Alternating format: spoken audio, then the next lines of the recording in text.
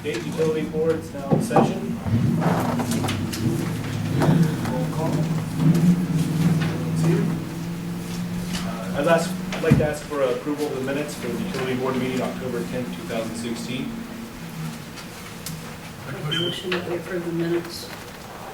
Second. There's been a motion made, probably second. All in favor, signify by saying aye. Aye. Those opposed, same sign. Claims and meeting docket. I'd like to make a motion to approve and move the claims meeting docket to the town hall meeting. Second. We have a motion made, properly seconded. All those in favor, signify by saying aye. Aye. All those opposed, same sign.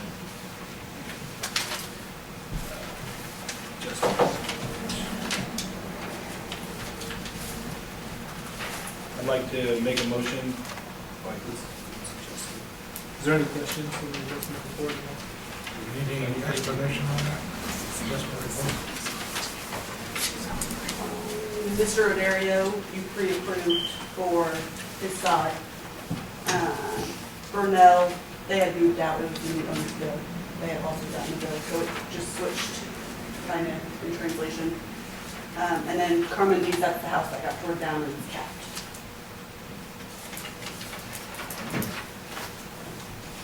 I'd like to make a motion to adjust for the adjustment report. Second. Motion made, probably seconded. All signify by saying aye. Aye.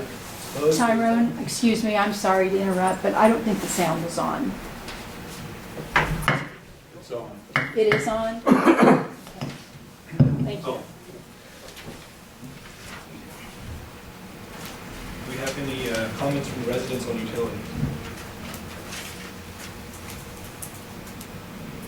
Clerk treasurer report? Joe, do you have anything? Okay. Any new and old business on utilities? Randy's not here for the utility report, but he's told me that he's been having trouble with the pumps in here. The school especially has been being clogged up, and it's just getting pretty bad, so we have to make a decision sometime if we're going to keep throwing money at fixing it or just both go down and get a new pumps. We ordered a new pump for meetings back. I don't know if that's in that lift station or not. I'm not sure, you're saying that there's some kind of rags or something keeping caught and going through some like the school, I think. Those wipes, Those wipes, yeah, they're cleanse the wipes. wipes, sterilize your hands. Tons of people use them. He says those don't, they keep getting clogged up there. Does it need to put like a grinder in or use something? To get a grinder involves some renovation on that lift station, is my understanding. Yeah, I just want to bring it to the board's attention, that's all he's told me about the situation. Does anybody talk to the school? I think Lenny has in the past. The school says that it's not them. I think their janitors don't use that type of material. I wouldn't think a household would generate that kind of disposable time. They're very common nowadays, but I don't know if Randy made you aware of, but we spent about $35,000 just this year on pumps. amongst all the lift stations. That's a lot. And from what we ran into Max yesterday, and he said you guys only had one grinder pump. And maybe, they're expensive, that $35,000 a year versus putting in a grinder. But I think that lift station has to be read. There has to be something done to it for it to accept the grinder. He said he has PF&S coming up this next week. So look. Any reports to the council members? I'd ask to the motion to, Make a motion to adjourn the Service Utility Board meeting. Second. the motion made, probably second, all in favor, probably say aye. Aye. Opposed, same sign.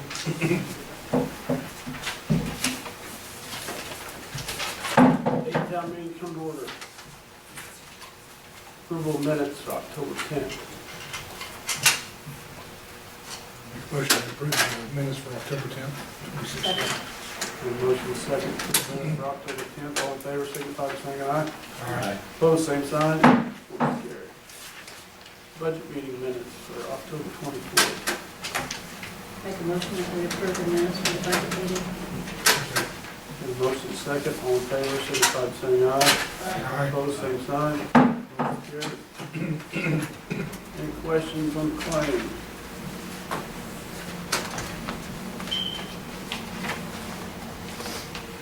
Make a motion we approve the claims docket for November 14th, 2016. Second. Motion is second. All in favor, signify by saying aye. Aye. Opposed, same sign. Motion carried. Allowance docket. Any questions on that? Make a motion we approve the allowance docket for the month of October 2016. Second. Motion is second to allow allowance docket. All in favor, signify by saying aye. Aye. Opposed, same sign. Motion carried. Bank reconciliation. Motion we approve the bank reconciliation report for October 31st, 2016. Second. And motion is second. All in favor, signify by saying aye. Aye. Opposed, same sign. Motion carried. Appropriations report. Motion we approve the appropriations report for October 2016. Second. And motion is second. Approve appropriations report. All in favor, signify by saying aye. Aye. Opposed, same sign. Motion carried. Revenue report. Motion we approve the revenue report for October 2016. Second. And motion is second to approve revenue report. All in favor, signify by saying aye. Aye. Opposed, same sign. Motion carried.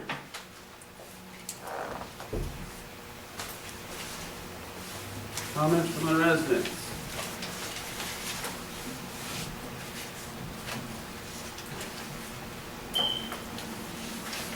Structure point, Nick Everett. Everhart. It's us. That's Nick's you. not here, so.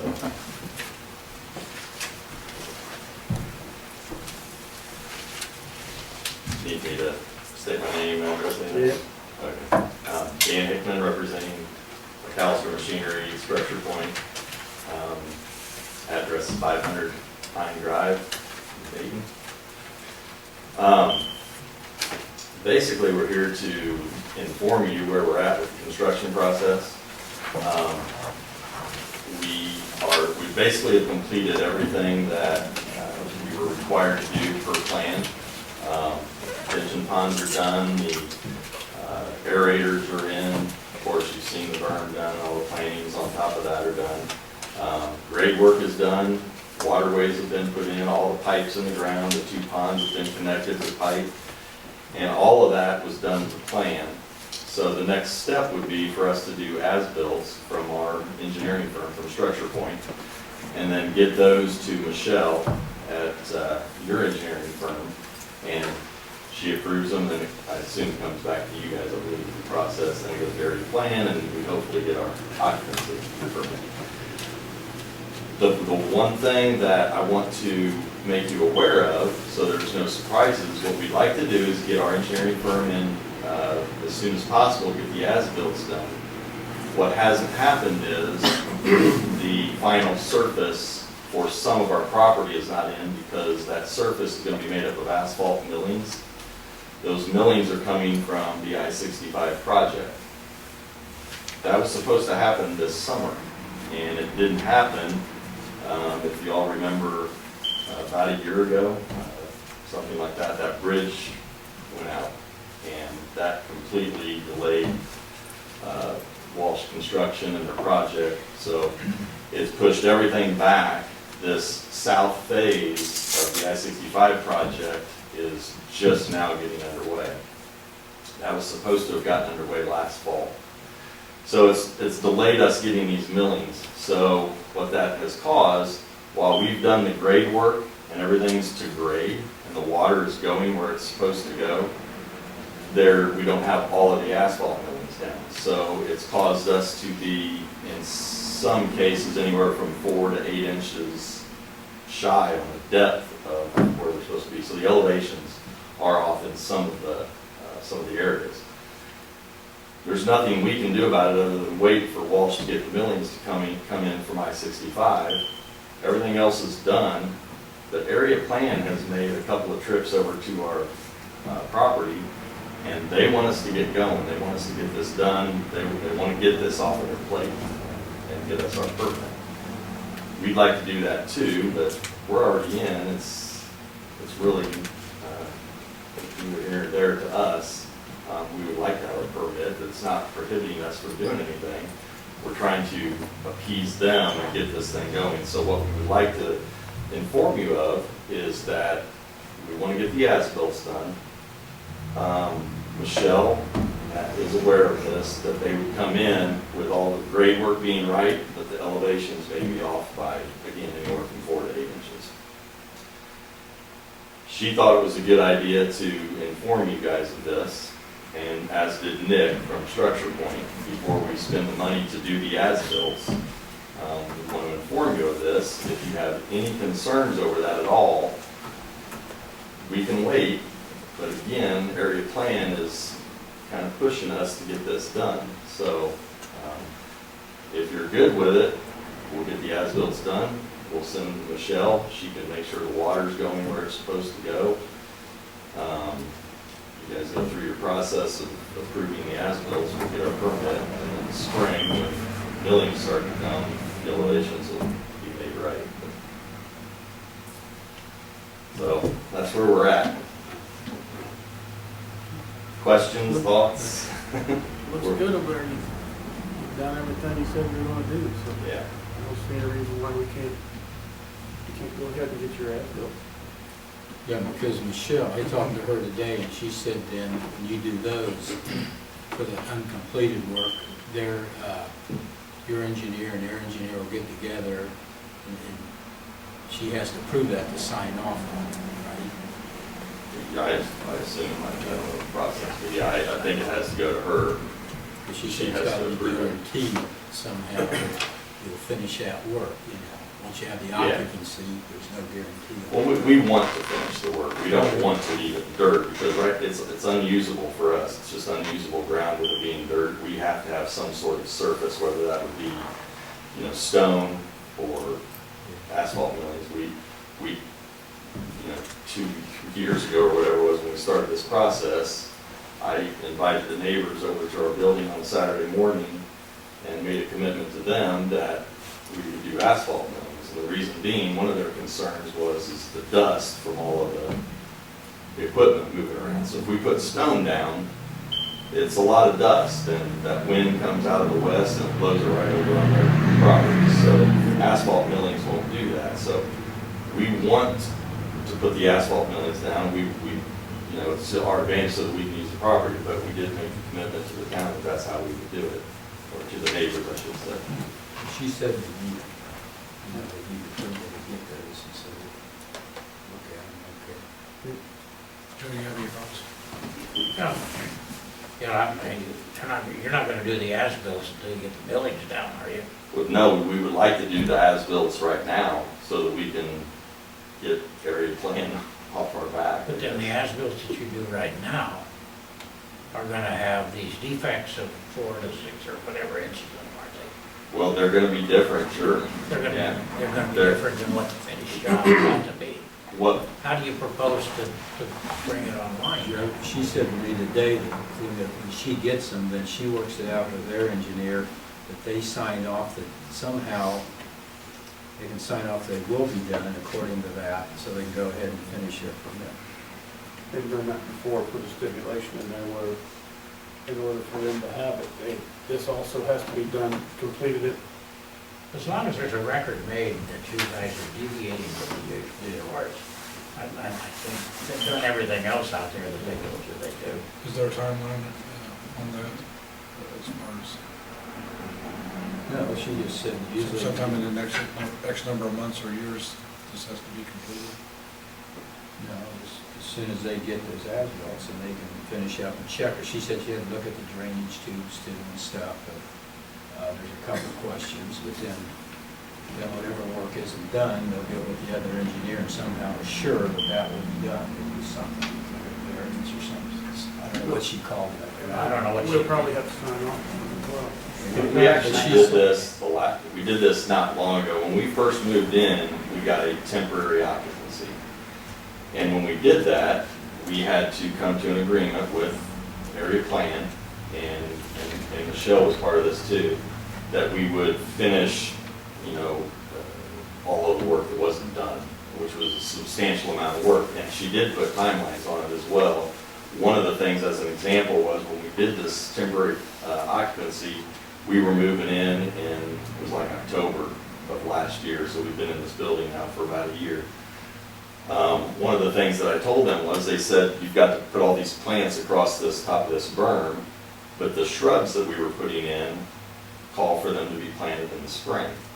So she gave us that timeline and said, okay, we'll sign, as far as the plants go, we'll allow you to be temporary occupants, but by whatever the date was, May 1st or whatever it was, you have to have those plants in. And so she did put a timeline on some of this.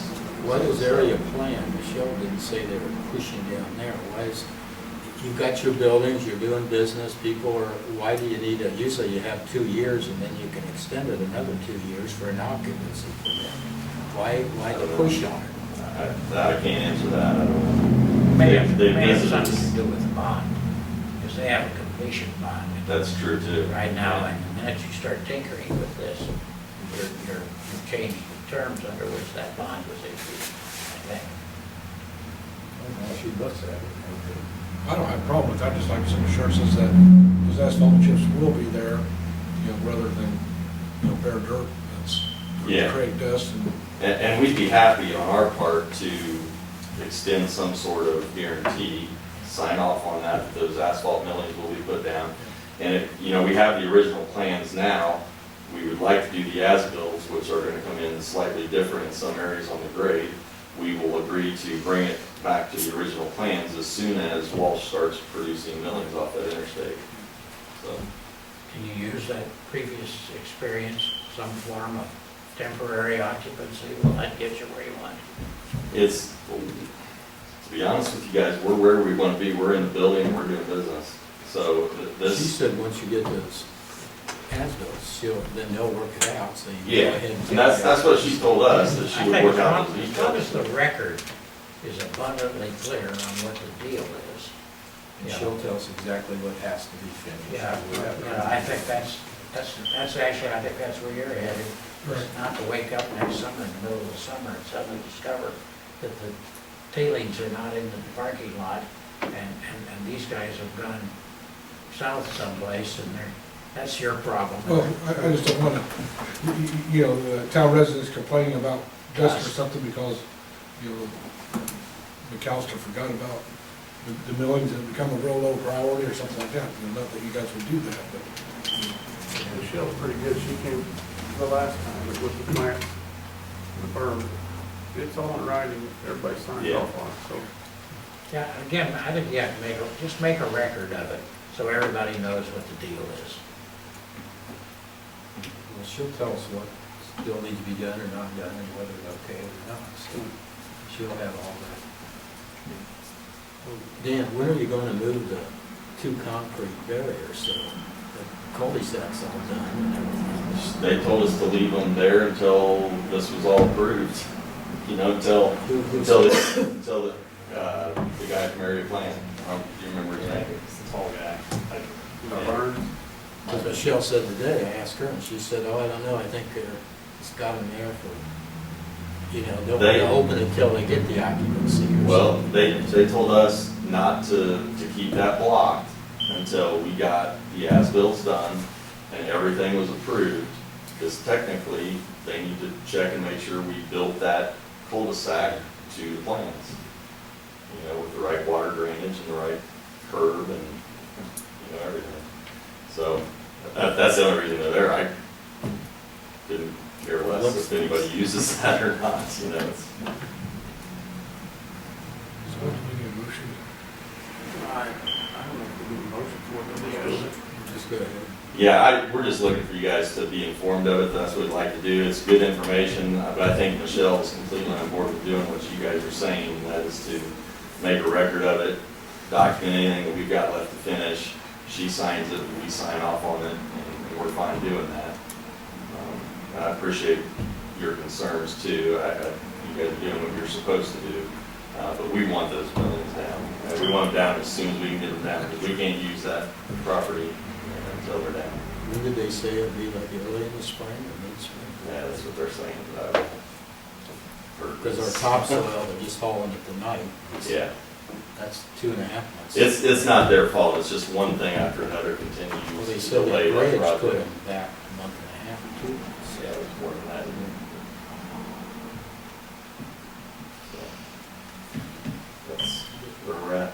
You said we do need a motion for that? Yes. Go ahead. If that- And you have a tape record of the commitment that he has made, and if somehow that commitment is placed into the minutes of this meeting, a motion to approve his commitment, but at least protect, I think, the record as best you can. So we go ahead and have them do the estimates. Make a motion to go ahead and have as-built done When they get it done. when they get it. Having as-bills done right now when it's not done, Well, it's sheer nonsense. because no, they need to have they need to have the as-built done now. Here, that's what Michelle's That's what they're talking about. They gotta do the as-built now. Except that the as-bills you do now are not going to reflect what the job is and it's finished as-built for. Now, how you bridge that gap is something that Michelle has to answer for us. Would be some type of amendment. The amended set of as-bills or something. Yeah, but all they gotta do, nothing is going to change as far as the pipe, the ponds, the cul-de-sac, the road, nothing is gonna change except the elevation. So if you do as-bills now, all of that pipe shows on the as-bills, the ponds, everything stays the same.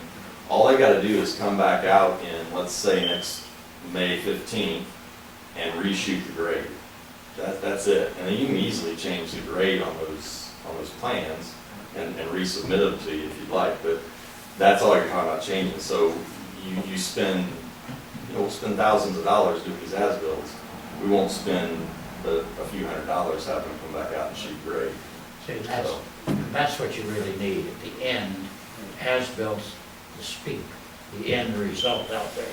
But we won't okay it for an occupancy until the as-bills are there, the bills are there, and Michelle and them okay everything. It's all okay, or will be done. She talked like everything didn't have to be done, as long as they structure point signed off on it, and you guys guaranteeing that it would be done, basically. I think as long as she puts her seal and signature for her company on there, based upon these commitments here, that's the best you can do right now to keep this project moving, which is what he wants. Yeah. So, make a motion to have Have the The as-bills as-bills. with the stipulation that we sign off on the elevation when it's done for your occupancy. get it to Michelle, so she can approve it, and we can. I second that motion. Got a motion and a second, all in favor, signify by saying aye. Aye. Opposed, same sign, motion carried. Thank you, guys.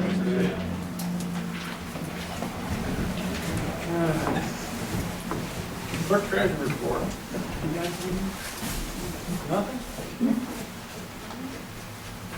Joe? The only thing I've got is something that you probably have in your packet. I know you've got in your packet. Certification by Sally Fahey, dated October 20th, on the form-based code suggestion of the new chapter in the zoning code. Form-based code is a new idea of overlay of zoning categories. It's supposed to make it easier in the, help me, Byron, in the plan development process. And the likelihood of it ever applying out here is probably remote. So there is no harm in you approving this. It has been vetted by everybody in town who had axe to grind on the whole process. It said something in there about the historical districts in the North Centennial, the north end of Lafayette. Yeah, most of this applies, has been drafted because of Centennial, which is indeed a historic district. And they have went to meetings after meetings after meetings to flesh this thing out. So my advice to you is to pass the required certification. The only thing I have is, my discomfort about it is that I'm gonna have to check after you pass it to make sure that the actual ordinance that we sign has the right changes of the statute in it. And I think that has to do with this copy that I've got that's read, but I want to hear Sally tell us that. So if you adopt their staff report, their addendum, the certification, with the thought that we're going to add that legal description to it, and then it will verify that we got the right one. But reading in here, it does have more than just this. Oh, actually, this contains, neighborhoods contain additional regulations designed to address architectural and site details so that any new construction is in character and keeping with the historic content of the neighborhood. And a lot of it, how far does it get in on that? Because a lot of times, everybody seems to gripe about when these are okay, then they can't do anything on their house at all, you know, but, If you're registered historical. well, it's that whole north end, the whole Centennial neighborhood. I'd like to sort of know what exactly they're controlling. You know, are they gonna tell everybody down there that they have to, what colors of the house they are, or? No, they're not going to do that. That was one of the questions that was asked the other It was night. more like if people are building new, like apartment buildings, they have to kind of have a certain look where they go with that era. And it can't be some new modern, it has to be, I think you're going to be brick right down there. Yeah, they're going to try to, what they try to do is accommodate the new structure with the old attitude of the neighborhood. But if you're uncomfortable about it, make Fahey come out here and tell you.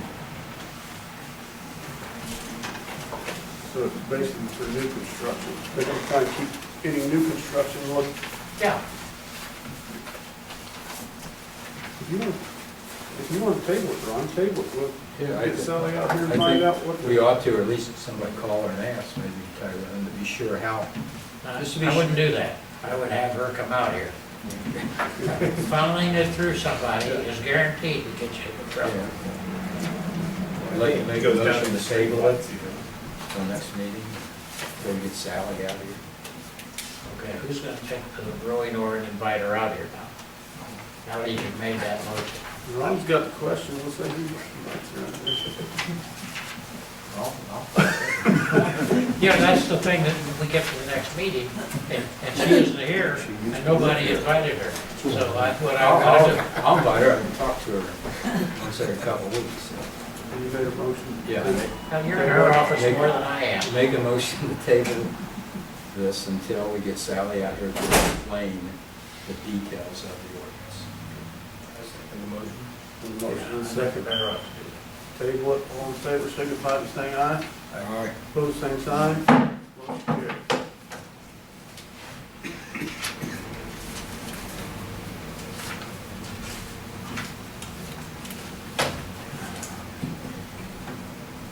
Marshall, you're up. Let me say before, on this, thing here, what I'm worried about, when they start talking about historic houses and stuff, Mike, you live in one, we live in one, there's a lot of historic houses around, and sometimes you just, if you okay these, there's a lot of neighborhoods that gripe later, and don't really know what, nobody has to say so, and then there's a lot of problems later, what you can do and can't do. But if it's just the structure of the whole, they're building all those new row houses, 1850 row houses, but just in basically the keeping of those, that's not bad, as long as they don't get too Well, in the Centennial neighborhood, I can tell you that this has been through the Centennial Homeowners Association. Is that Mike Hunt down there? Now, it's not Mike right now because he's been sick, but it's, help me, Tyrone, That lady, the little gal that shows up. I can't think of her Yeah, name. I'm having a mental block too, but this thing has been run through the Centennial neighborhood a lot, and they supported it. And, well, the gal that was actually the spokesman owns 3 houses in the Centennial neighborhood. So She got it she's into not it. gonna okay it. Yeah. But I don't, I mean, I still think Sally ought to. Yeah, maybe when she comes out, she tells about the horses too. That's a report on what Jay Seeger is doing. Yeah, okay. You and I have pressed that onto Seeger's desk just about as hard as we can, without making everybody down there mad. Sorry.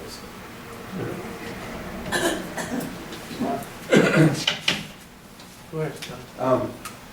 Activity last month, I had a couple of interesting cases. First of which was the drug case that we developed basically from concerned citizens repeatedly calling about a certain suspicious smell in an area. And we checked on it several times and wasn't able to come up with a source, but ultimately we were able to come up with what we hope was the source and make a criminal case on that. And that involves synthetic cannabinoid or spice, commonly referred to. But the good point on that was the citizens all making the effort to call and say something's going on. So that was good. I've been asked about one of the other cases we were involved in, the shooting death. That wasn't in Dayton, that was up on 200 South, and it involved an accidental discharging of firearm. We just happened to be close, so we were first on the scene, made a report on that. So it was actually a county case, but we were there and assisted with that tragic situation. That was an accident. Accidental discharging of firearm. The coroner finally ruled ultimately the investigation. So.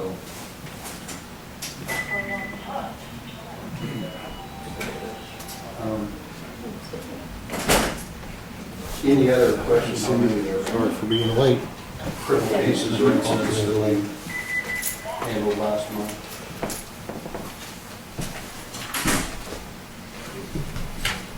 Everything else pretty much normal. The sheriff's department only handled 6 calls in Dayton last month, which is good. I like to see it down low. That means that there's not a lot of after hours activity taking place when we're not on duty. So I like to see those numbers low. That's a positive in my opinion. Something I forgot to bring up action on the last meeting was our annual Boom Fest vigil that we normally have to deal with a lot. Takes a lot of manpower and resources at the cemetery. It appears that this year that it's finally gone by the wayside and they've decided to hold whatever ceremony or celebration they're going to have in downtown Lafayette. And the county has shut down and posted the hours that it's closed at dusk. So we had 0 problems with that this year, and nobody showed up. So that was also a positive, because that means a lot less resources that we've got to dedicate to handling really a county problem. It's not ours, but we're right there, right next to it. Halloween this year went off with no issues. The main, I guess, main things that were brought up, I changed the hours this year from 5 to 7. And I based that, and I explained it a lot on Facebook and my personal website, or webpage, was because last year it just seemed to me that it was creating an unsafe situation to have it go so late. It was dark and there were kids running out in the street, and one of my officers even commented that, he almost hit a child that ran out there, and we're just creeping along. So I felt it would be a better safety issue to move it from 5 to 7 to have lighter hours. There was a little bit of pushback from the citizens on that, on Facebook. People complaining that they couldn't get home from work in time, or it limited the amount of trick-or-treating that their kids could do. There's been some suggestions to move it back later, or to have it on the weekend.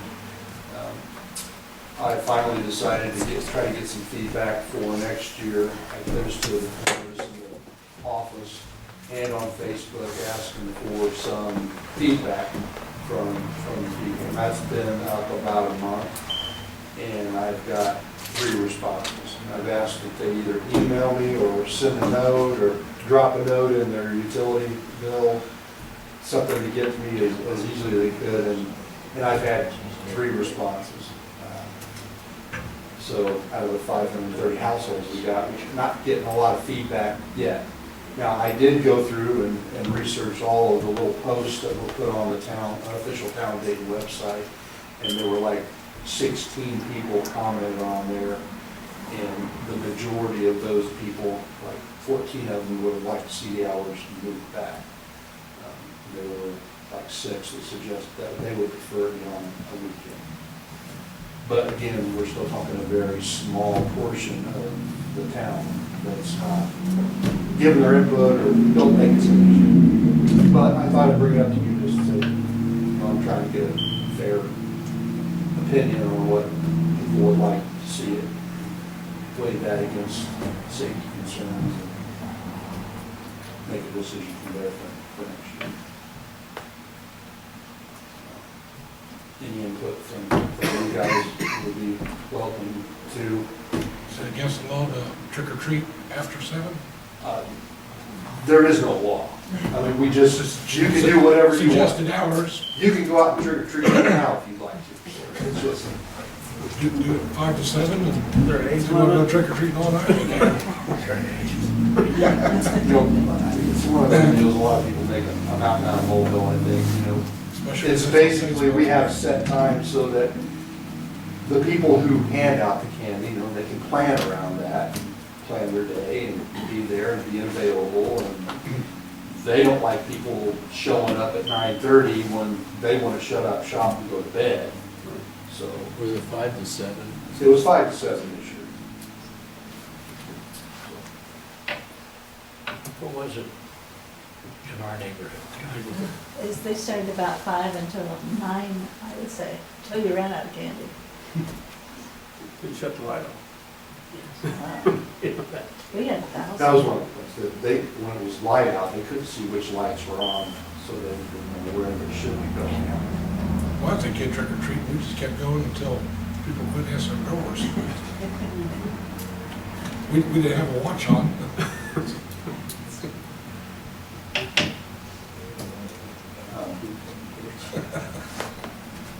Never got any of those.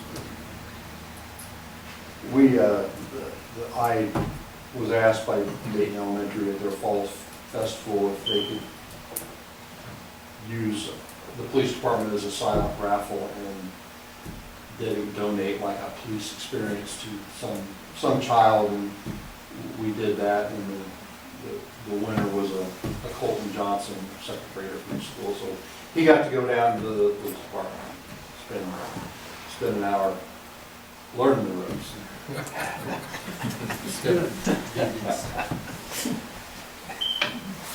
So a little bit of community policing taking place last month. That's good. Keep it up. No kids here. On another positive note, I thought I was going to have to come to the meeting and ask for $4,000 for a police portable. The T25 radio update that I've been trying to prepare us for about a year is going to affect. Raycom is currently reprogramming, the process of reprogramming all the radios in Benton County to go to this new T25 system, which the T25 system is basically a national effort to make all communications and radios interoperable so that different agencies can communicate with each other.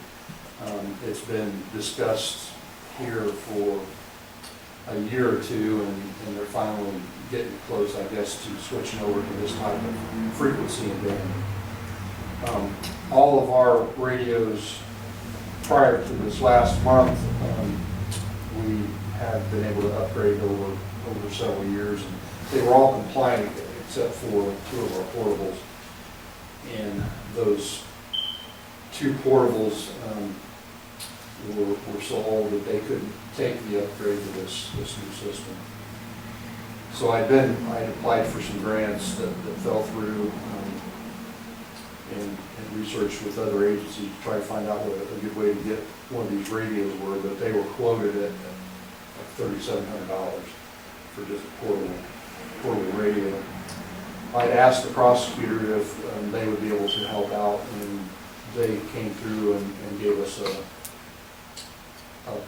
practically brand new radio that they had that was compliant, that we could use.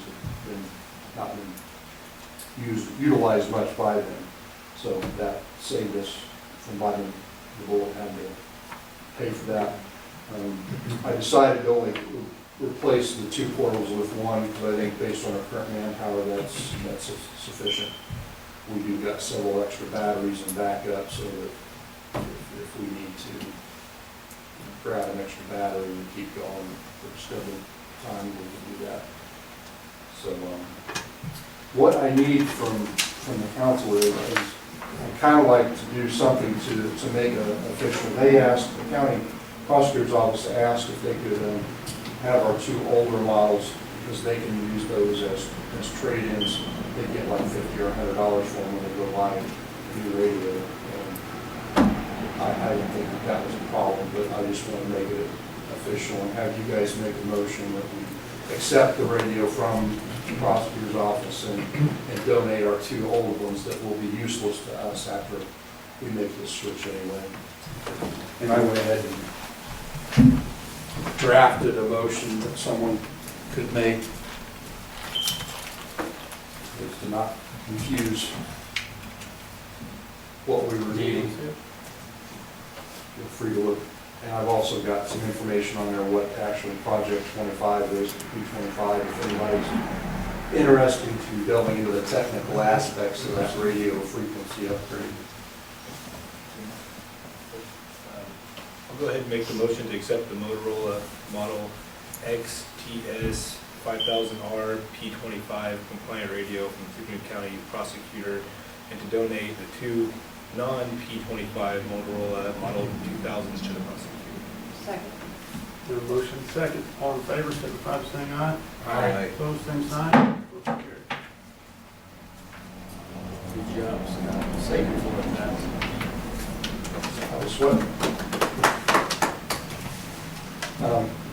Also, we were able to,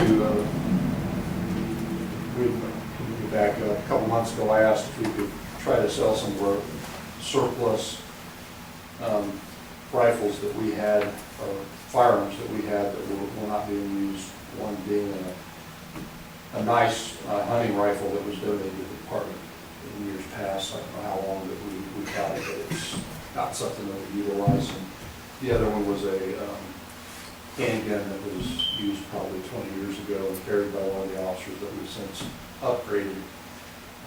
One of those items, the rifle, sold for $340, so that money went back into the general fund. And we expect the other one to sell fairly soon. There's been some interest showed, and it's actually placed on layaway. It was time at the gun shop. They're just waiting for the guy to get it out of layaway, and then we'll get another check for that. It went through a federally licensed dealer, so all that's tracked and done legally in accordance with all the ATF laws and things like that. And that's all I got. Any questions? Thanks, Marshall. Miscellaneous new business. Salary ordinance 2017.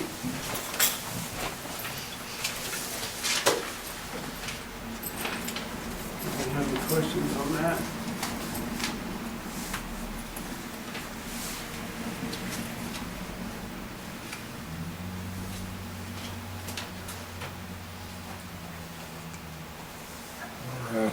$75 for additional meetings. You know, council gets fairly good pay for being on the council. And I think the area plan person definitely should get extra for that meeting, because that is quite time consuming.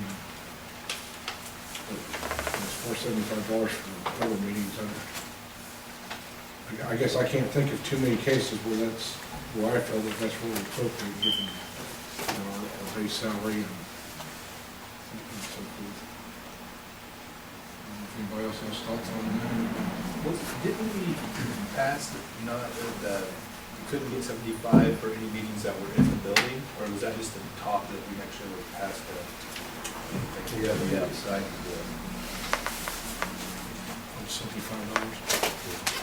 But I agree with Ashley. We raised our salaries up over the last so many years. It's higher in a lot of towns this size, and we get paid $5,400, and I think it seems to me like these extra meetings, unless they get really out of line, I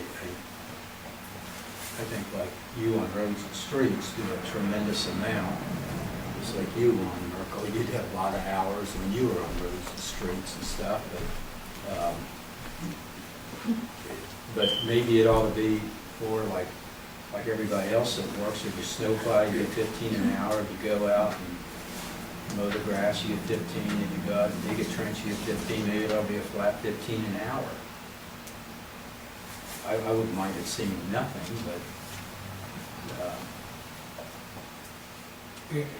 well, not that I disagree with you, but if you're on roads and streets, or police, or area plan, I think it's an exception, because that's scheduled, and those are quite lengthy, and driving downtown.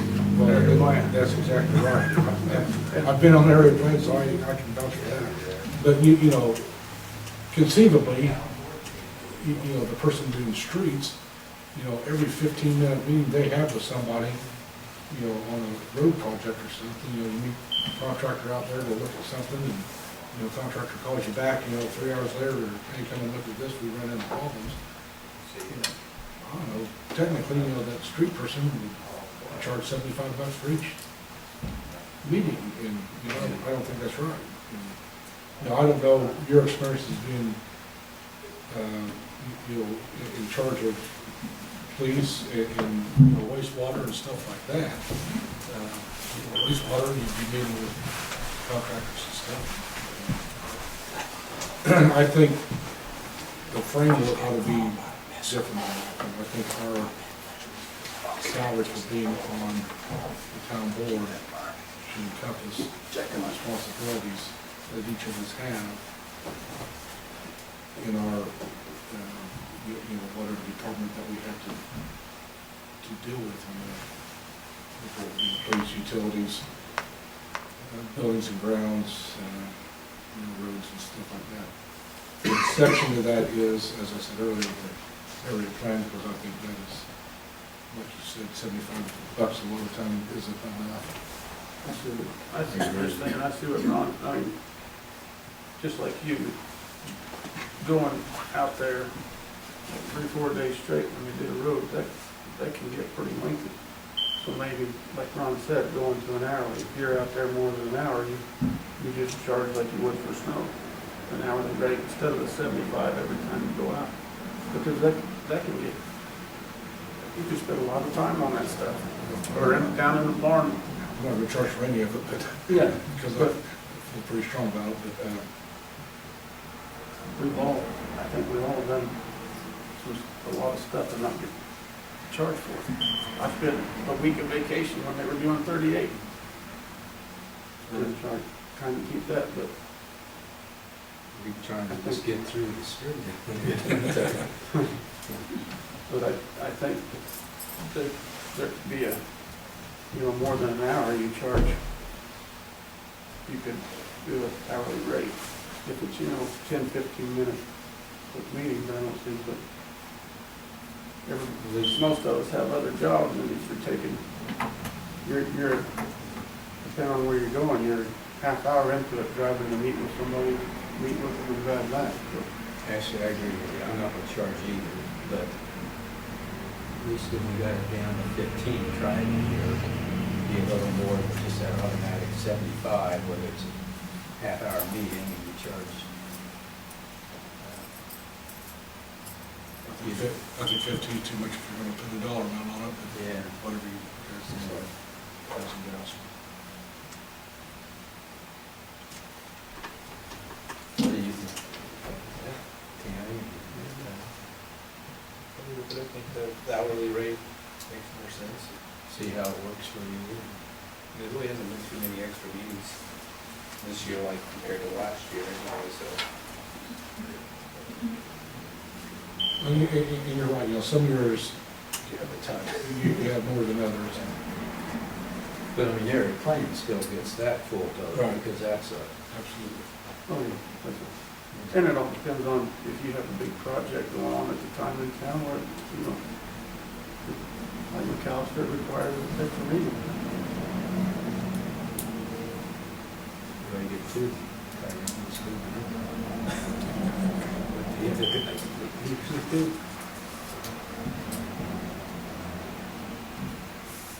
Everybody all right with that? Is that what you want to do? That's fine. So you're changing the 75 to hourly rate, except for area plan, what's that hourly rate? You don't have to put that in there. You guys just have to fill out the claims report like you usually do. Tammy, you know how you did the reports for the police officers and all you have to do is put it on the claims and it will come out as an hourly rate. You will not get paid any higher than any other laborer here. But do we need to take the 75 We just need to take the off? 75 Right. off for additional meetings. That will just be taken out. With the exception of area plan representative. Right. That's what we will put in our area plan, which is $75. Should we take a motion then? Yeah. Is there any other Yes, changes? I would like to ask for a raise for Alex. She's been here, she's taken control of all utilities. And Joe, I would like for you to swear her in next month, at the beginning of the year, as our deputy treasurer. And so if I'm in the hospital, if I'm in whatever, I would also like for Alex to go on the bank, to where if I'm not here, at least she can do payroll and she can sign the checks. Would that be okay with you guys? And you usually do that as you swear in your deputy clerk. Let's go back and do the motion on the additional meetings, so we'll do that separate, so. Make a motion on, Motion that we $75. remove the $75 for additional meetings for town board members and change that to a hourly rate, Not including your plan. not to include the area plan representative. Second motion. Motion and second, all in favor, signify. They need to get that. I'll try to muster it up here. It's all good, yeah. We ready? Yeah, it's all good. I make a motion that we remove the $75 for additional meetings for the town board members, the exception being area plan representative will continue to receive the $75 for additional meeting. Town board members will instead be able to request a laborer's pay rate for attending additional meetings. Second motion. Got a motion and second, all in favor, signify by saying aye. Aye. Opposed, same sign. Motion carried. Okay, Lance. Okay. What did you want to say? Okay, I would like for Alex to receive a raise. If we could do $1, that would be great. She's taken over all the utilities, and at the beginning of the year, Joe will be swearing her in as deputy clerk.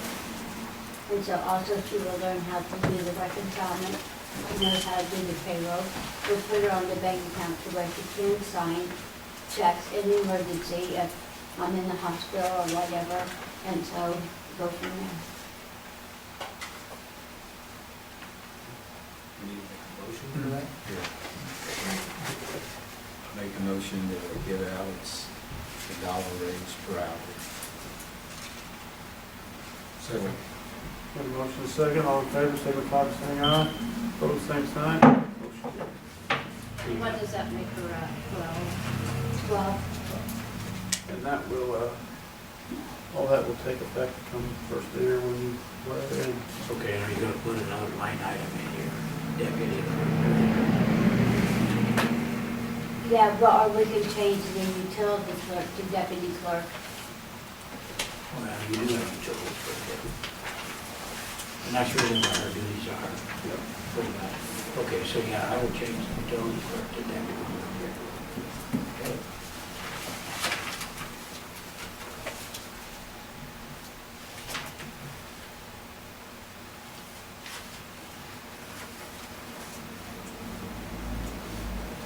Okay, I got a suggestion. Okay. For this is no reflection to anybody, but the president of the board makes about $1,700 extra a year. And several years ago, it used to be less than about a third of that, I thought. But I make a motion, or I don't make a motion. My thought would be that it seemed like we're all equal up here. We're all doing the same work. We get paid if you do extra, the $15 an hour you can put in for that. And maybe we ought to cut it down to $300-400 like a lot of other towns do, or none, or $500 or something, so that we're not fighting to be president, first of all, and that it's sort of, most of the other little towns are $100 or $200 for your, some are cut a little bit higher, a few hundred, but the president doesn't make quite that much. And I think it's more what you work, it's up to what job you do on the streets, or on the buildings, or on this project or that project, so. And we could also take that money and apply it toward the police salaries or something, apply it to, well, you know, we don't have, we're cutting a lot of stuff out of our, we need as much money as we can come up with, so. That's a lot of money extra, $1,700. No matter who it is up here, it just, what do you guys think about maybe $500, or maybe everybody equal, but It's up to you guys. Anybody want to?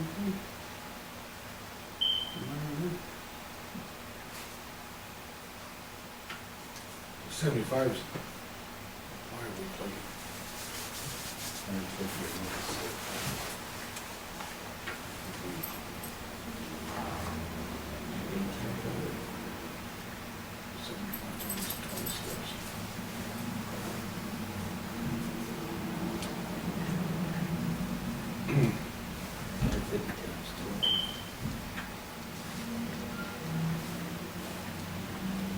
Bi-weekly is going to be 26 times. 1950. You know, we could, I guess it seems like. we could take extra, we could get the police extra hours, you could put it in there, get a few more hours for the town, which everybody wants more hours. I mean, ultimately, anything that we cut reflects in our budget, our overall budget, which we're still over on.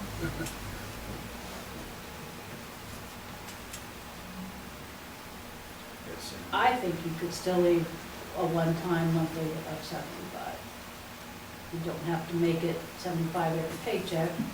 You could do Bi-weekly, Oh. $36. whatever your, yeah, I think the president should be making. a smidgen because more. They're doing a posting meeting. And he has to, field phone calls that come in, and Right. he should be the overseer of some projects. I agree. But I will say this, I was town clerk for 12 years up here, and I saw meetings, I saw people get called, I sent out all the calls to everybody, and you're the town clerk like Elena, you can really gauge who's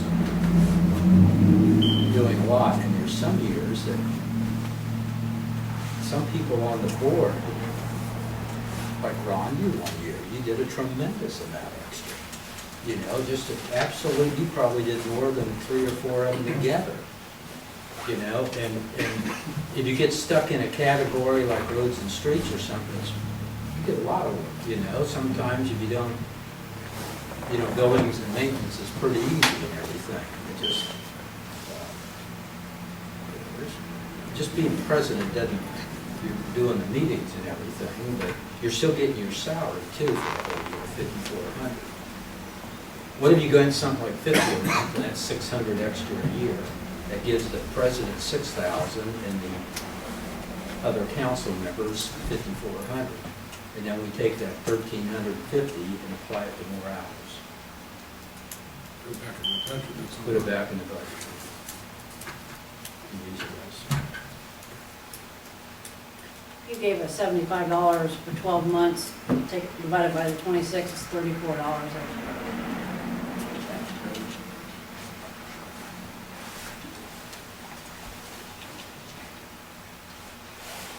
You, I'm not gonna argue with you guys, do what you want. You don't have to do this. 35 extra a month. It's 26, it's 19 a year. It's what, 9 to 10? 9, 10 a year. $35 extra per pay.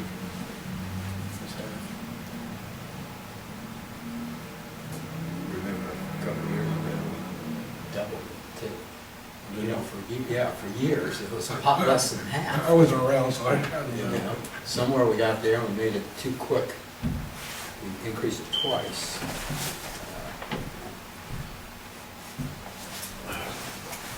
I mean, I personally think a lot of times, whether it's Mike or whoever, any of us, one time, one time you might be president and do a lot more, but the likelihood, what I saw over 12 years, is a lot of the other guys did a lot more too. They did a tremendous amount.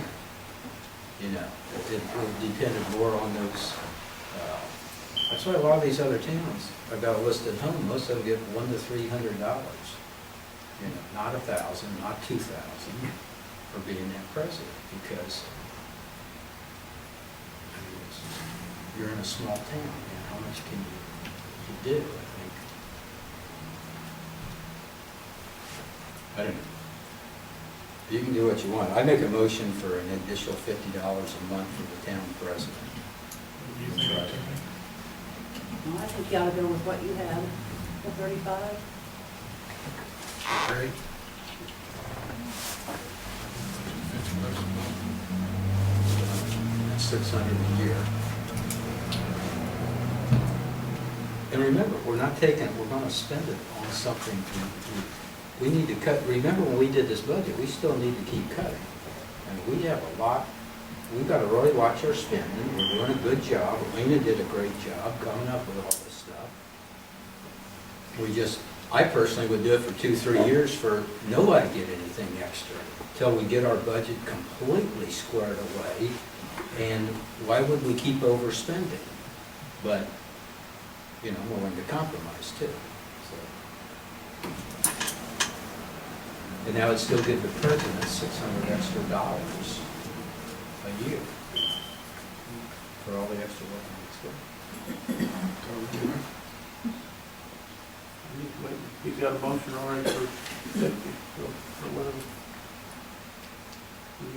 He's got a motion on the table already. like splitting it like what you're saying is better, because, I mean, when people are gonna point fingers, they're gonna say the president of the board. I mean, you got a lot of stuff coming down as the president of the board, but you know, 75 is good, but if everybody's gonna go from 50, whatever, but I just think that I, in your position, you know, like I would, I'm sure the stress is gonna be pretty crazy. Just, you know, I mean, you look at the Facebook, you see, you have an inquirer recording you saying all this stuff about you or whatever, you know, so it's. You can try it next year. I don't know. My hair will be falling. I would like to make a motion for it that it goes to the $35. Okay, which makes it how much a month?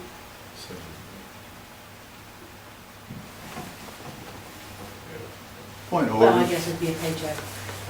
How, where Mr. does the Edwards, citizenry, Mr. Edwards. where does the Mr. citizen? Edwards, Yes. step up here. I'm sorry, I'm probably gonna show my ignorance here, but, we're talking money. I've never realized, you know, I know you people get some income for doing your job. It's a very difficult job. And I, for one, have never had to want to do it. I don't think very many people would want to do it. But the amount that you receive, isn't that, how is that, I mean, you can just change that willy-nilly at any time by the board? Or would the citizenry of Dayton have any input on that? That'd be a question for you, sir. It's done in the ordinance, which is passed once a year. And we generally do that in December, if I remember right. So it's once a year in a public meeting, the board debates and then votes So on what we're referencing now would take effect next year if indeed, 2017. and how would that be broadcast, or how would the citizenry of Dayton be aware of that, I guess, would be my question. If they don't come to the town board meeting, which very few do. It's on Well, the records. and that's, and frankly, that's from people who don't bother to show up. But it's made in the town board, and I don't know what the circulation is of our cameraman back there, who gets to see what she's doing. But what's the distribution of it? It's on the Facebook page of the Dayton Watchdog. The salary ordinances are there right now. So, Yeah. so in the future, this discussion would be. It'll be on there. It'll be posted in the post office. Okay. Any public employee's wage of any day, Purdue, Lafayette, that's all public record and All it's right. accessible But to. like I say, it was my ignorance, but if I understand correctly, then it's $5,400 a year plus $1,700 extra for the president. That's the way it presently is. Okay. Thank you very much. But anybody can come in here any day that the office is open and say to the clerk treasurer, show me the ordinance. Yeah. And she would be Okay, required to do well, that. thank you. The ordinances are posted. They have to advertise all the ordinances. So it just isn't something they vote on tonight and that's law. No, I think one they have problem to is advertise all every ordinances. year we do it a little bit different. Sometimes we've done it early, September, October, and then last year I think we did it, and I suppose we did it in December. If that was up there. We don't do it at a steady, now maybe Alina will have a regular month, but she does it probably. Because they're tweaking this, so this. Yeah, you want to get it to where you guys are just, this is a preliminary, and next month you guys will vote on it. It will all be the correct Written up. in front of you, right? Do we have a website now? Or did I read Is someplace? Dave still good on sales at the website? David, He did didn't, something to it. he didn't do it. It's still out there. Website's still up and Dave Langer's still updating it. There's, She the just ordinances said- are posted on there, right? Can't you Yes. go to- Yes. All the ordinances are on the Dayton website. Up to date? Are they up? Yes. Up to the last 3 ordinances that we passed anyway, I'm pretty sure they were up to date. People need to check it. Okay, exactly whatever you want to do. So where we at here? Is there a motion on the table or not, or? You make a motion. There's two. Go with the 75. So the motion is to add 35 to to have a $35 per bi-weekly pay extra for the town board president. Okay, 35, yeah, that's okay. Say $2.50. Is that okay, Tammy, 35? Well, he's the one that brought up 35, and I just thought it was a good idea. Well, that's for council. Okay, I'll do some math. So that's 75 extra a month, take 75 times 12 70. divided by 26, and that gives you, Next time, Bi-weekly. what's that gonna Is be? that 35 a month? times in a year. Actually, is that 75 a month or 70? It is 35 extra per bi-weekly pay. I said 35 times 26. Okay. So it could be different, if it's 3 days in a month. You're still gonna get 26 days a year. Yeah. $20 more than. Always 26. Oh, So there's a motion, Second. the motion is second. All in favor, signify by saying aye. Aye. Opposed, same sign. Motion carried.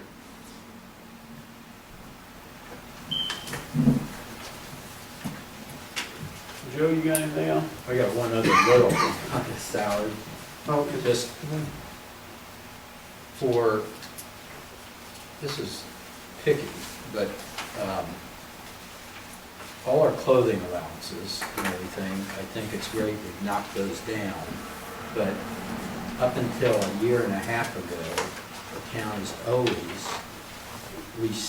always bought clothes by receipt. And I don't know why, it seems to me like you've got some deputies that get $300 or work 5 hours a week, and some work 20 or 15 hours a week. But it seems to me like it ought to be by receipt. They can still have their $300, but it shows the town that they're buying clothes with it. You know, and I know when I used to read all this clerk stuff and everything, it was a big argument in towns. A lot of them did receipt only. Some did just hand them the money, and the big cry was they stuck it in their pocket and didn't buy needed clothes with it. So if you're buying clothes and you need it for clothes, why not turn in a receipt for the clothes? Well, my comment would be, they're giving them the money, but they also have a standard of appearance that the marshal sets that he expects them to look like. And if they're not kept up, they're gonna have to be, they would be asked to buy the uniforms, which ultimately So will come why out of not their get a pocket. receipt for those uniforms? Which would come out You of know, their pocket. Dennis demanded that. I mean, everything was receipt, and he wouldn't let anybody buy anything without a receipt. Well, and it Yeah. used to be years ago that this office, the clerk's office, would pay for, they would order their clothes, they would get the no sales tax applied, and they could do it through here. And why that went away, I don't know. Well, what that. it alleviates, it seems to me like in the future, if you increase that to 2,000 a year, or 500 or 100, you either need clothes or not. You're either spending it for clothes or not. It's a clothing allowance, and that just documents, the state recommends you do it, you document it for the clothes. And you don't have to ever worry about, if some guy works we hired a person once that worked 4 hours every 2 weeks. About $600. And got $600, and then the other guy worked 24 hours. Got $600. They got $600. So Scott needs to chime in on this. Thanks.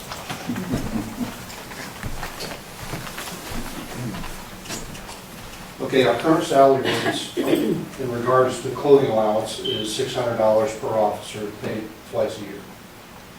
The proposal for 2016 is cutting all part-time officers down to $300 a year.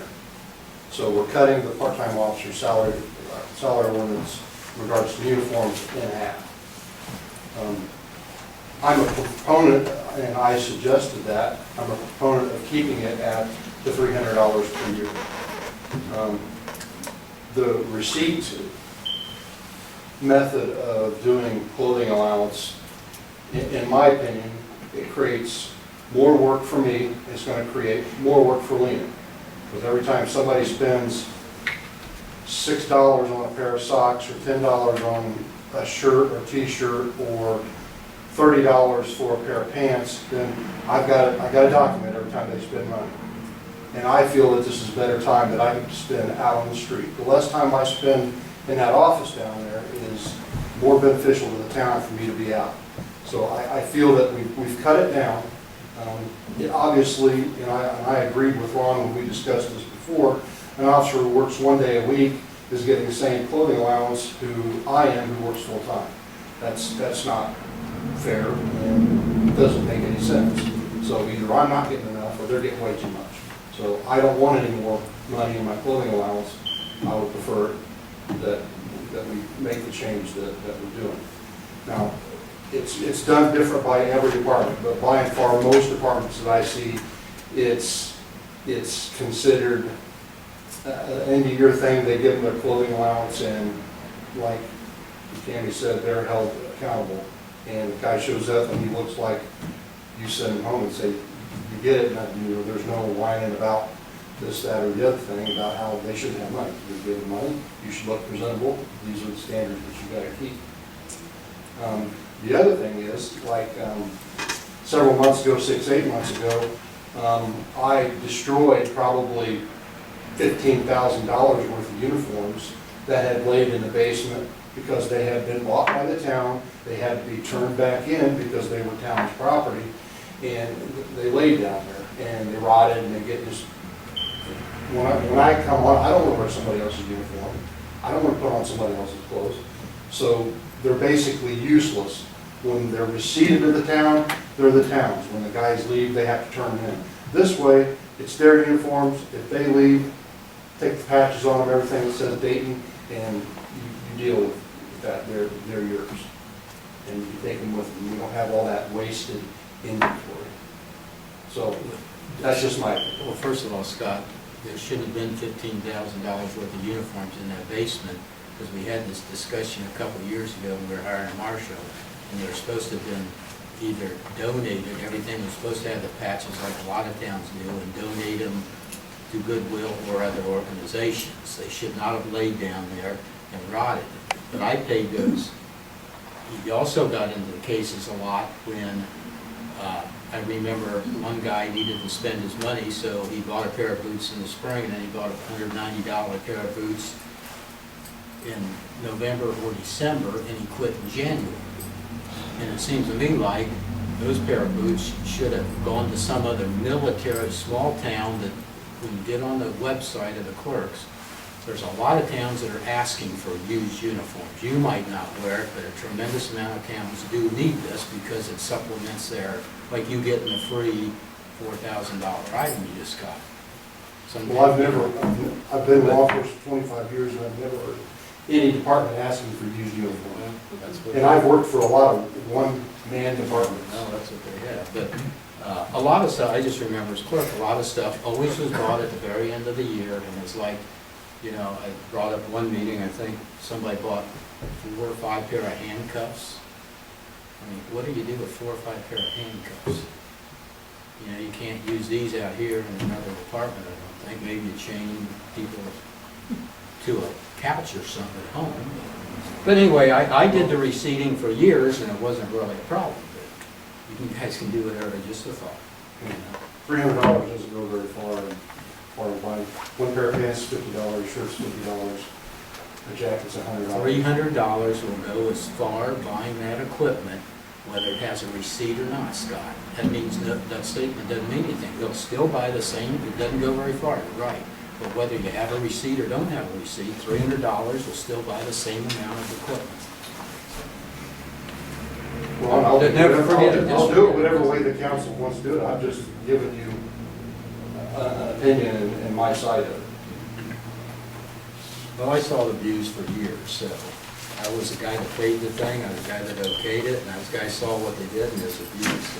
Well, but I didn't work, That's it. didn't work. that wasn't under my tenure. I don't have any control over what the fox marshals do. Correct. That's it. Joe, Okay. nothing? Fine, anything? Ashley? Ron? I just got to ask about area plan. What is the procedure now with our building permits? when there's a building permit for some resident in town, up until it seemed like 2 years ago, they came out here and they asked and told what they were gonna do. We said, yeah, we like the idea or not. And then it went downtown and Sally would, we'd go through the whole process, we'd send them down there. Do we still get the building permits out here, or are they okayed by us? Email to us, and some of them mail to us, but I have to stop you guys. Joe, you're on the salary ordinance, and I need you to address this, please, when he's done with this.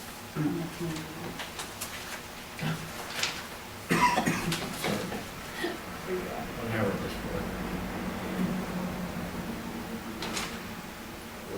Who's talking? Sorry, Ron. Okay, all I want to know is if I apply for a building permit, you guys, this board needs to know what's going on in the town. And I just think we ought to be sure, they don't okay it without our approval, right? They can, yes. Yeah, but we never used to do that. I mean, Well, we used it to. may very well be, but sometime in the past, somebody created an agreement that detailed Mike Wolf and his predecessors to be the administrative officer for building permits for the town of Dayton. He's also the same thing for Battleground. And so people who need a building permit go into his office. He looks at it. If there's a question about whether or not it complies with the zoning subdivision ordinances, he walks next door and hands it to them and says, does this thing comply? And his judgment about it, I presume, has to do mostly with building codes and whatever the APC staff tells us. The rest of it is. And then he either, as close as I can tell, he grants the building permit. And what he sends out here, I don't have any idea.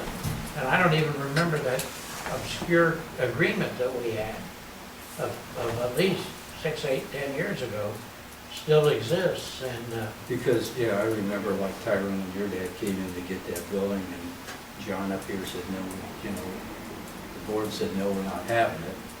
And, for whatever reason, but the board That had. was a zoning issue, Ron. Uh, That was a zoning issue. That's why he didn't get that, it was a zoning issue. That's why he wasn't able to build that, but I remember that we turned that all over to the area plan because, and I'm sorry, Ron Merkel, 1056 Yale Lane. We turned that over to area plan because all we were doing was the same thing they were gonna do. Are the setbacks right? You know, we don't have any control to say, can they build or can they not build this particular item. All you can do is say, are the setbacks right? Do they comply with all the regulations? That's why we turned it over to area plan, because it was redundant. Well, just, yeah. and Ron, the other part of the problem is, some guy comes in here with a building that totally complies with those rules that Ron is talking about. Mike Wolf has to give him the building permit. You may not like the color of the roof or anything, but in Indiana, there is no such ability to police what is known as aesthetic zoning. You may not like the building, but if the guy meets all the code, that's what it's gonna be. Unless you're in the Centennial neighborhood. Unless you're gonna be, that's right. Why did for years area plan always ask, Sally would call up, they came out here and they ask every time on this. I think she was doing that just to be polite. I thought the procedure was, when you're gonna do something, you come to the town or wherever, get approval that you wanna do that. Then you take your plans to area plan, meet all the recommendations, all the requirements, then get approval from that, and then bring it back to say this has been approved, and then that's how it was. I felt like it was kinda like that, That's it's like kinda Ron was changed a saying, little bit. that's only if they have to rezone something to get that built. If it's just to build, they meet all the requirements. Yeah, because like subdivisions. you There's have really to nothing we can do if to they- stop it, even if they do come out here. The other problem with that process was that residents were having to wait 30 days to start their building before they could even do anything. They'd have to get the town board's approval before they could even go get a permit. And so it caused a lot of projects to Yeah, stop. I agree with that. I just thought though, if they went down there to get the permit and we got it, and we were all notified and had at least some say-so, the town board. I think you're right. I mean, we used to get in a packet that a permit if somebody was building a deck or something. I think we should get something from area plan, We did, they're on the email, and we just print to them allow, out. let Yeah, everybody know what's going on in the town, yeah, who building what. So we get record of who's applied for a building permit or something. right. That way, at least you guys, if you drive by, you see a building being built, you're not wondering, but it has to be posted in a building somewhere. You're not wondering whether or not they have a building permit. But they don't mail them like they used to, now they just email them out to us. In my experience, that unless you're somebody that's big in construction and does a lot of it, the small town guy, they put you through the ringer. So if you're not doing what you're supposed to, you're just putting a deck or fence up, they really stick it to you. It's not as bad with the building commissioner as it used to be. When the county hired that state policeman to be the building inspector, they were told that was a bad hire. And yeah, speak evil of the dead though. But now you got a guy down there, Mike Wolf. You know, I went out to a site the other day and I listened to him when I had him captive in the car, talk about his philosophy. And his philosophy is a good philosophy. Try to be cooperative with people and get people their permits as quickly as you can. And don't get in the way unnecessarily. In the past, we've had guys, that one got in the way every time he got a chance. Previous to that, we had guys in that building, the commissioner's shop down there, that you got a building permit depending on who you knew. Yeah, and certainly that system. So we don't have that kind of problem anymore. We got a guy down there that's got an idea what the building codes call for. And when was your permit, and if you're gonna put the wrong kind of tuba floors in or something, and it makes the building weak or something, he's gonna call you on that and not give you a permit. Safety is one of his issues. But it works so much better today than it did years ago that it's unbelievably better. And the other thing they do down there now is if you find you with a zoning violation, they try to correct it rather than punish you, which is not a bad philosophy either. But you know, a lot of this is like the boathouse up here, that the people had a sign-up sheet at the post office and they griped, and we ended up, Nina and I would tell them to call down the area plan and gripe. That area plan doesn't know what goes on. You know, the house right up here that had the whole foundation, they replaced the whole foundation, the whole basement, and finally area plan came along because KB lives out in Mulberry or something, and have to come by here every day. But how do they even know?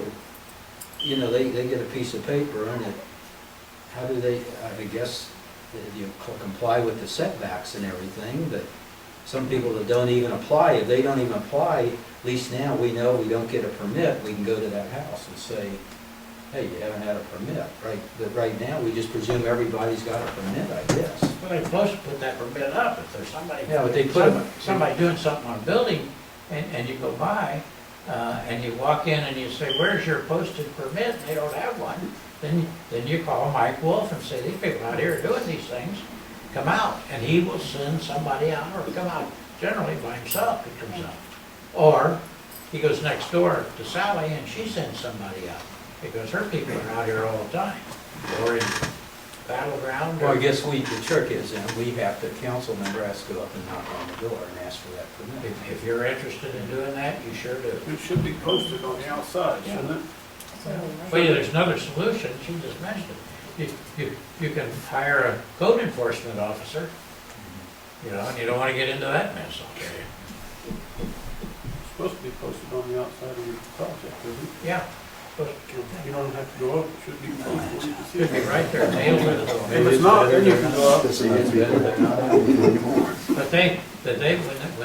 when they get a complaint, that there is building going on, they will run it real quick to see if there's a permit, and if there's no permit, they're out here to look. They're out here to look. Yeah, okay, I just wondered what the, No, a lot it's of a good people point. ask, and like Tyrone thought, and I thought like Tyrone, that they have to come here first, we sort of give the okay, and then it goes down there, but it just with area plan, it seems like as time's going on, we lose a lot of these things. Our town needs to be able to also say, like whether it's horses or whatever, what we would like to have in this town, and not just comply with what Battleground and everybody in the world is doing. In Because which we case- know our own needs. In of which this case, town. then you need to withdraw from the area plan commission, like Shadeland did. And so as a result, all of that kind of busy work out in Shadeland is done by their clerk treasurer and their town board. And if you want to go get a zoning done or a parcelization in Shadeland, it's painful. It takes. Who enforces, who does the code or the inspection? Whoever. Well, I think that maybe Mike Wolf does that. He does, but I, that's an interesting question. I'll have to ask. No, that's not there. No, it's kind of an interesting, academically, I like to know those answers. We discussed that once before, getting on the area plan, but I'll tell you what, it's a mess out there right now. I think Area Plan does a good job, basically, and everything. Yeah, and that's the whole theory of the thing, was to create that unified agency that took care of everybody. That's why everybody has members on it, and vests all that responsibility in one place. Now, Shadeland just was never able to accommodate the rulings from downtown. And that's a philosophical issue. But they did their own zoning, they created their own subdivision ordinance out there, and created ordinances that frankly are hard to work with. Because what they did was they copied this county ordinances, kinda. And so that doesn't work. And right now, if you want to build a duplex in Shady, a two-family house, forget it. You're not going to get it because they won't let you do it. That may not be a very good idea. The other thing Shadeland has always lived on is the tax base. And where is their tax base? At Eli Lilly. And if Eli Lilly or now Ebonic ever disappears out there, they don't have anything other than some single-family dwellings. They have no tax base, at least out here we've got that. Oh, which reminds me, now that you got me into this business of land use, I got a call today from Dan Teeter. And Teeter called, and he is now representing Greg Malakis and Steve Conlon. And he wanted to know when we met and what time and that sort of stuff, and who he had to talk to get things on the agenda. And I gave him Lynn's name and everything, and he probably will show up at the next meeting, because he knows what we all knew was that Connors wasn't doing the kind of public relations stuff that we were trying to get him to do. Well, with Dan having his thumb on it, that'll happen. So that he's gonna come out with the next meeting, he's gonna bring Connors and Malakis, and maybe they'll have the drawings, but at least it's gonna be in the hands of somebody that will tell the developer to do something and then be able to enforce it. So, I thought about that now. Now I've discorded everything I know. you got anything else, Ron? Yeah. Raymond, you got anything? No, just Joe's, that's all. Oh, Joe's on the salary ordinance for, he gets paid quarterly from the town, from the water, and from the wastewater. And so I think that it is 1070, adds up to what, 12,840 a year? yeah, I think that's what it is. So, generally speaking, You want to decrease that? You asked us to decrease that and help the town? Help us. We're struggling out here. the young lawyers in our office, They were cheaper than you. well, no, they don't, as a matter of fact. The beauty of where I sit in the office is, as the senior partner, I can come and go as I please. But we have generally. So you're not really expected to generate income for the firm. Oh, yeah, I'm expected to generate it, Okay. except that they just don't chew on me when I go. But in the past, you've given us raises on a reasonably regular basis, and a lot of times it had to do with the percentages of what everybody else was doing and that sort of stuff. So I haven't paid much attention to what you've been doing on the other. There's no raises this year. No. Well, and I know you don't have any money. I think you missed the meeting where we said there wasn't any raises. I don't think you were here at the meeting where we said there wasn't any raises. That's probably why you told me I didn't have to cut. It's whatever the board chooses to do. I think Joe's did a great job. All our listeners did a great job. I don't think we should cut their salary any. I agree. Second. Second. I'm not cutting it. That's right. Yeah, the next time Ashley So calls. that's this. I won't get around to him until 2 years later. Actually, who? That's all we got. Motion adjourned. Second. Adjourned.